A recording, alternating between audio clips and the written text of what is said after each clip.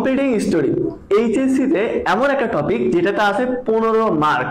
আর তুমি যদি এইটা পরীক্ষাতে কমন পেতে চাও তাহলে অবশ্যই এই ভিডিওটা শুরু থেকে শেষ পর্যন্ত দেখতে হবে, কারণ এই ভিডিওতে এইচএসসি তে তুমি এইচএসসি ফাইনাল পরীক্ষা দাও, ফার্স্ট ইয়ার সেকেন্ড ইয়ার যে কোনো পরীক্ষা দাও, এই কম্পিটিং স্টোরিগুলো মাস্ট পড়াই লাগবে, কারণ এর বাইরে পরীক্ষাতে প্রশ্ন খুব কম আসে, আর যদিও বা আসে তাহলে এগুলো থেকে আসার সম্ভাবনা সব থেকে বেশি। অতএব এগুলো কখনো না পড়ে পরীক্ষা হলে কিন্তু যাওয়া যাবে না, আর গেলে পরীক্ষাতে মারা খাবে। অতএব এই সাজেশনটা ভালো করে দেখতে হবে। তো বেশি দেরি না করে আমরা চলো কম্পিটিং স্টোরির বেস্ট সুপার সাজেশন দেখে নেই। প্রথমে আমি এখানে তোমাদেরকে দেখাই তোমাদের ইংরেজি প্রথম পত্রের রিটেন পার্টে যে 40 মার্ক আছে, এই 40 মার্কের মধ্যে একটা আইটেম হচ্ছে স্টোরি রাইটিং অর্থাৎ কমপ্লিটিং স্টোরি, যেটার উপর হচ্ছে 15 মার্ক। সেই 15 মার্কের জন্য আমি আজকে তোমাদেরকে যে সাজেশন গুলো দিব সেগুলো প্রথম পৃষ্ঠা হচ্ছে এইটা।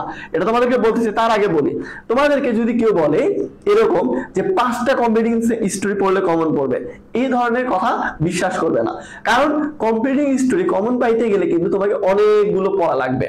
দ্বিতীয় কথা, অনেকেই তোমাকে একটা ফরম্যাট দিতে পারে যে তুমি হ্যাপিনেস টাইপের স্টোরি হইলে এই ফরম্যাট ইউজ করবে, দুঃখজনক বা স্যাড স্টোরি হইলে তুমি এই ধরনের ফরম্যাট ইউজ করবে।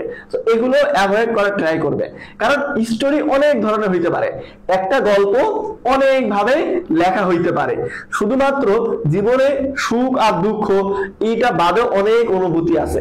অতএব একটা স্টোরি কমপ্লিট করতে গেলে যে কোনো ধরনের স্টোরি হইতে পারে।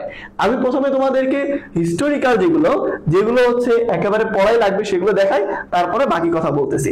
দেখো এখানে এই পৃষ্ঠায় আমি 5টা পয়েন্ট দিয়ে রাখছি। প্রথমটা হচ্ছে তোমরা জানো যে once an ant was very thirsty, এটা তুমি গুগলে ইউটিউবে যে কোনো জায়গায় সার্চ দিলে পাবে। আর তোমার কাছে যদি আমার লেখা ইউনিক বইটা থাকে তাহলে তো সেখানে সবকিছু পাবে বাংলা অর্থ সহ। এরপরে there was a naughty cowboy, এই যে বারবার যে বলে বাঘ আসছে যে মিথ্যা কথা বলে ওইটা, বাকি তোমরা জানো ওগুলো আর কি। দেয়ার লিভড এ হ্যাপি কবলার, তারপর হচ্ছে তারপর হচ্ছে থার্স্টি ক্রো, এটা জানো তোমরা। তারপর হচ্ছে এই দুই বন্ধুর গল্প, মানে দুই বন্ধুর ভাল্লুকের যে গল্প। তো এই 5টা আছে, আমি মোট 11টা সাজেশন দিচ্ছি তোমাদেরকে। এই 5টা ভালো করে দেখে নাও, চাইলে স্ক্রিনশট নিতে পারো, অথবা আমি প্রত্যেকটা ভিডিওতে তোমাদেরকে যেমন বলি তোমরা ভিডিওটা সবার আগে নিজের আইডিতে শেয়ার করে রাখো, নিজের টাইম লাইনে শেয়ার করে রাখো, কারণ তোমার তো পরীক্ষার বাকি আছে, পরীক্ষার আগে তো তোমাকে পড়তে হবে, এই সাজেশনগুলো দেখে পড়তে হবে, সাজেশনগুলো ফলো করে। এখন পরবর্তীতে এই ভিডিও হয়তো খুঁজে নাও পেতে পারো, যখন তুমি নিজের আইডিতে তুমি শেয়ার করে রাখবে পরবর্তীতে আর খুঁজতে সমস্যা হবে না। তো এই গেল তোমার 5টা। আরেকটা কথা বলি, আমি লাইফে এমন অনেক স্টুডেন্ট দেখছি যারা পরপর 3 বছর ফেল করছে এইচএসসি তে, সেটাও শুধুমাত্র ইংলিশের জন্য, এবং পরে আর পড়ালেখা কন্টিনিউ করতে পারেনি।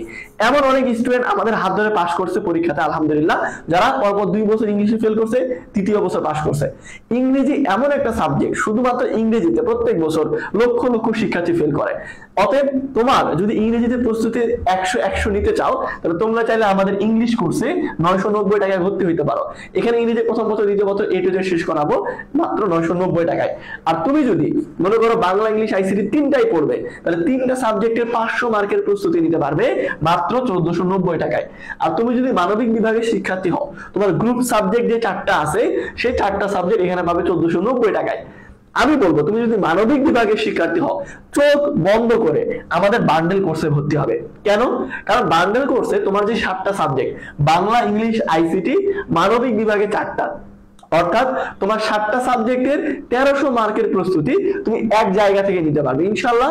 মাত্র 40 দিনে তোমার সম্পূর্ণ সিলেবাস শেষ করে দেওয়ার দায়িত্ব আমাদের। প্রথম পত্র দ্বিতীয় পত্র যা আছে সব আমরা তোমাকে এই অল্প সময়ের মধ্যেই A to Z কভার করে দিব, বেসিক থেকে প্রো লেভেল পর্যন্ত।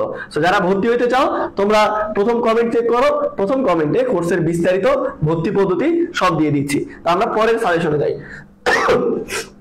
দেখো এখানে বাকি আরো যেগুলো সাজেশন সেগুলো দেওয়া আছে।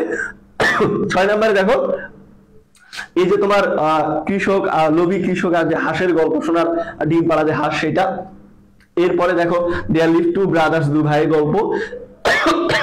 এরপরে একজন বালকের গল্প। এরপরে হচ্ছে যে ডাব আর অ্যান্টের গল্প। এরপরে হচ্ছে শেখ সাদির গল্প।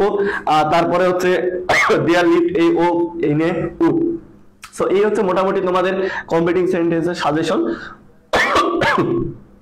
এই জ্বর সর্দি কাশি হয়ে গেছে একটু ব্যাপার না। তো দেখো এই সাজেশন গুলোর বাইরে আরেকটা জিনিস আসতে পারে, সেটা হচ্ছে ইমাজিনেশন থেকে, কল্পনা থেকে।